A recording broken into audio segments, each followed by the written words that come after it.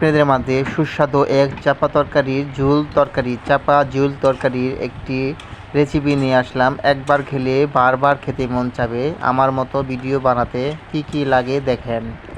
এখানে আমি কিছু তরকারি নিয়েছি, এখানে আমি কিছু সিম নিয়েছি, তারপরে এখানে কিছু কাঁচা মরিচ নিয়েছি। একটু জাল করে করবেন, চাপা তরকারি একটু জাল লাগে। এখানে আমি তারপরে কাঁঠালের বিচি নিয়েছি। এখানে দেখেন 3টি বেগুন নিয়েছি। এখানে কারকল নিয়েছি 5টি। এখন আমরা তরকারিটি কাটবো। দেখেন আমরা তরকারিটি এখন কেটে নিচ্ছি। এভাবে ভালো করে ফালা ফালা করে এভাবে কেটে নিতে হবে। তারপরে আমরা এরকম সব ধরনের তরকারি এখন কেটে নিব। এখন আমরা সিমটা কেটে নিচ্ছি। এভাবে আপনারা সিমটি কেটে নেবেন। আমার মতো রেসিপি করতে হলে আমাকে অবশ্যই ফলো করতে হবে আর চ্যানেলটি সাবস্ক্রাইব করে আমাদের পাশে থাকবেন। এখন আমরা এখানে কারকলটি ভালো করে কেটে নিচ্ছি। এভাবে কারকলটি কেটে নেবেন। কয়টা ফালা করতে হবে সেটি দেখেন। এভাবে আপনারা 2টি ফালা প্রথম দিয়ে, তারপরে এখান দিয়ে মাঝখান দিয়ে চিকন চিকন করে কেটে নিতে হবে। চিকন চিকন করে নিলে সৌন্দর্য দেখা যাবে ও ভালো দেখা যায়। এখন এগুলো আমরা কেটে নিচ্ছি। এখন আমি কাঁঠালের বিচি কেটে নিচ্ছি, যেগুলো আপনাদেরকে আমি আগে কাঁঠালের বিচিগুলো দেখাইছিলাম। সেই কাঁঠালের বিচিগুলো দেখেন আমরা কিভাবে কেটে নিচ্ছি। এভাবে কেটে নিতে হবে। যে দেখেন আপনারা 4টা ফালা করবেন, মাঝখান দিয়ে একটা দিয়ে তারপর আরেকটা দিবেন। এখন আমরা কিছু রসুন ছেঁচে নিচ্ছি। আমরা রসুনটি ছেঁচে নিলে একটু চাপা তরকারিটি ঘ্রাণ একটু বেশি আসে, এর জন্য আমরা চাপা তরকারির জন্য রসুনটা ছেঁচে নিয়েছিলাম। এখন এখানে আমি কিছু চাপা নিয়েছি। দেখেন চাপাটি ভালো করে আমরা ধুয়ে নিচ্ছি। এভাবে আপনারা ধুয়ে নেবেন। তারপরে চাপা হওয়ার পরে আমরা রান্নায় চলে যাব। এখানে আমি প্রথমে কাঁঠালের বিচি ঢেলে দিলাম কড়াইয়ের মধ্যে।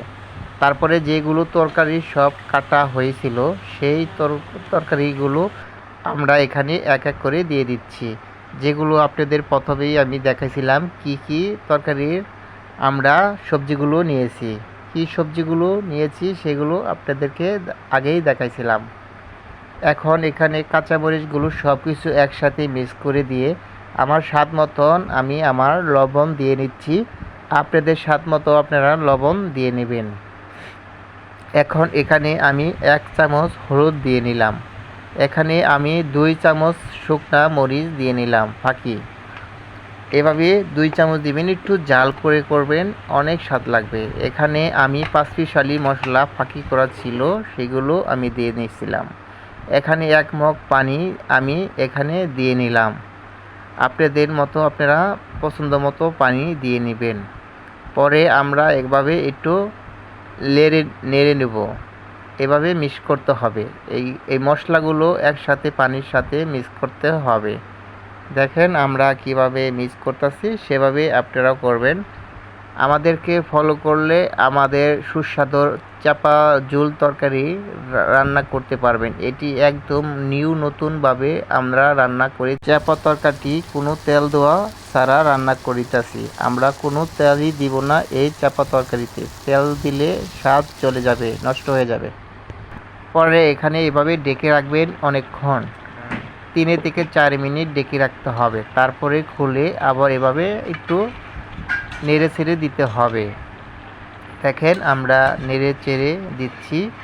এভাবে একটু নেড়ে চেড়ে দিয়ে তারপরে আবার ঢাকনা দিয়ে পরে ডেকে দিতে হবে। আপনাদেরকে বিস্তারিত সবভাবে বোঝাইয়া দেওয়ার জন্য ভিডিওটি একটু লং হয়ে যাচ্ছে, এর জন্য দুঃখিত। আমরা ছোট করেই শেষ করে দেওয়ার জন্য চেষ্টা করব।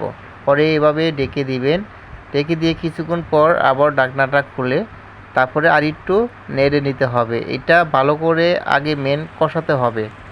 মেনটাই হলো চাপা তরকারি কষাতে হবে ভালো করে। কষানি এভাবে আর একটু লড়ার পরে আমরা ঢাকনাটা ডেকে দেওয়ার পর খুলে আবার আমরা এই 1 মগ পানি দিয়ে নিলাম। আপনারা 1 মগ যেরকম একটা গ্লাস এই গ্লাসের 1 গ্লাস ভরে পানি দিয়ে নেবে। আপনাদের ঝোল কীভাবে খাবেন সেই পছন্দ মতন আপনারা পানিটি দিবেন। এভাবে আমরা পানিটি দিয়ে ভালো করে মশলাগুলো একসাথে মিক্স করে নিলাম। তারপরে ঢাকনা দিয়ে ঢেকে রাখছিলাম কিছুক্ষণ। দেখেন হয়ে গেল আমাদের চাপা তরকারি, সুস্বাদু এক চাপা তরকারি। দেখেন দেখতেও সুন্দর, খাইতেও অনেক ভালো লাগবে। ধন্যবাদ সকলকে।